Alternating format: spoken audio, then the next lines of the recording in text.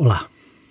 A filosofia clássica, no seu aspecto espiritual, é praticamente a mesma coisa que a teosofia original e a teosofia clássica.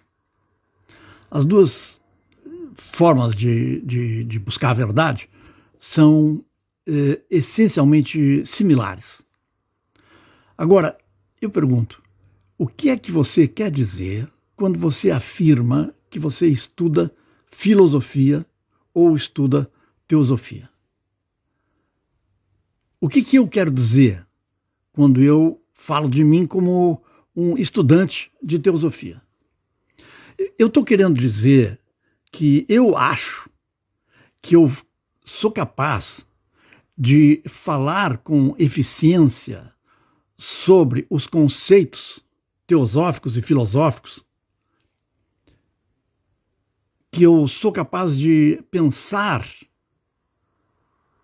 em termos lógicos sobre teosofia de maneira que faz sentido. Isso não é filosofia e isso não é teosofia. Teosofia é tanto um modo de viver quanto um modo de pensar. É tanto uma descrição do mundo quanto uma atuação no mundo. O mesmo se aplica à filosofia. A verdadeira filosofia. Não a filosofia das universidades, que é mais a ciência de como regurgitar palavras sobre conhecimento universal.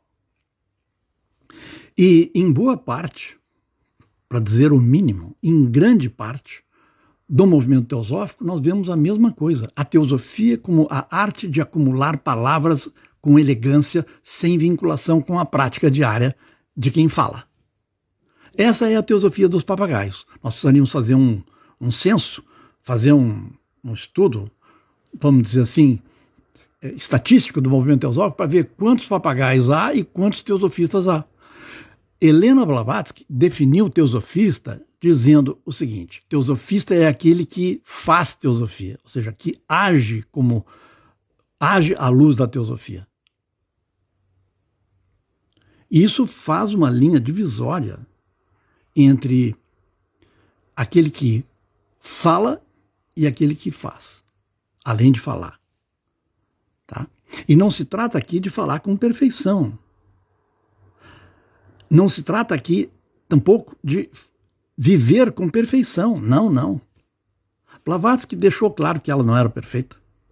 Ela deixou claro que ela deixava os defeitos dela visíveis. Os mestres ensinam a deixar os defeitos visíveis. E isso não é um argumento. A falta de perfeição da parte do buscador da verdade não é argumento nenhum para dizer ele é imperfeito, portanto ele não pode dizer nada. Não, não. Ao contrário.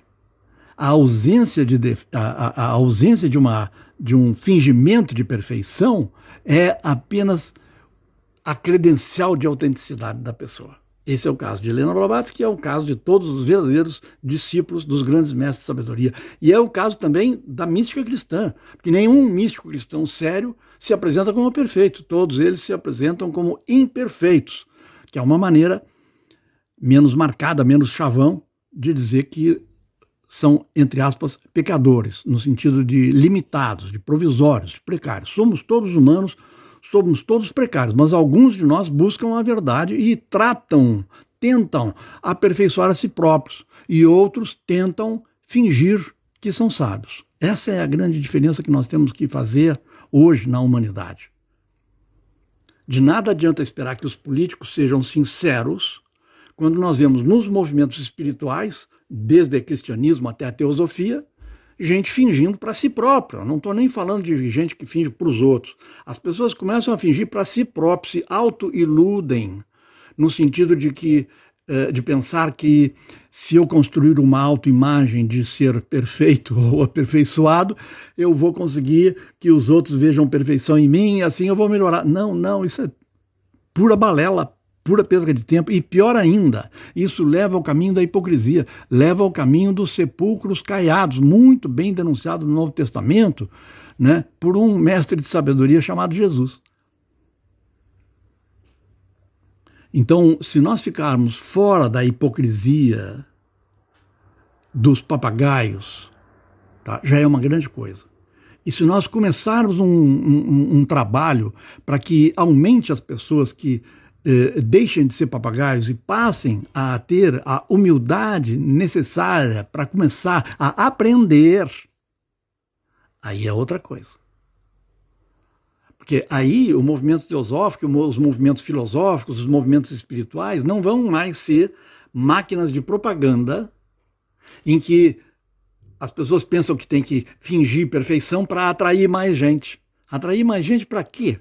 Para uma armadilha em que elas entram pensando que há uma grande perfeição lá dentro e depois descobrem que a coisa não é bem assim? Então, um movimento teosófico ou filosófico sincero vai começar a discutir a questão de que somos todos imperfeitos. A proposta não é alcançar a perfeição na semana que vem.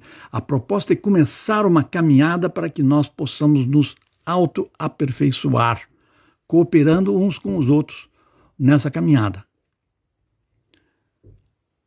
É preciso, então, ver a questão da verticalidade do conhecimento.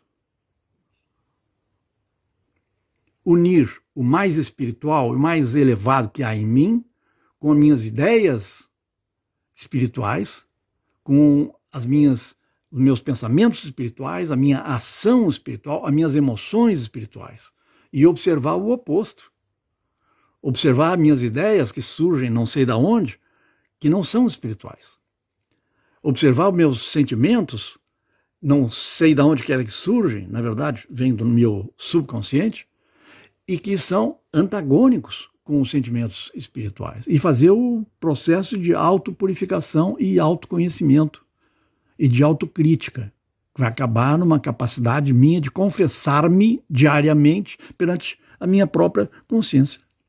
E também seria bom confessar os nossos erros uns aos outros, como buscadores da verdade. Mas o essencial é observar a si próprio no final de cada dia. Então aqui nós temos uma primeira opção. Se eu estou me aproximando do movimento teosófico, a primeira opção é a seguinte. Eu quero me aproximar de um discurso bonito, achando que isso vai trazer o resto automaticamente.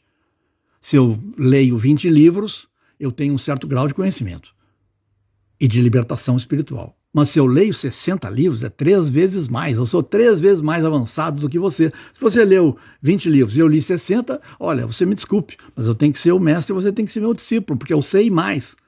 Isso é balela. O domínio de um discurso espiritualoide não quer dizer nada.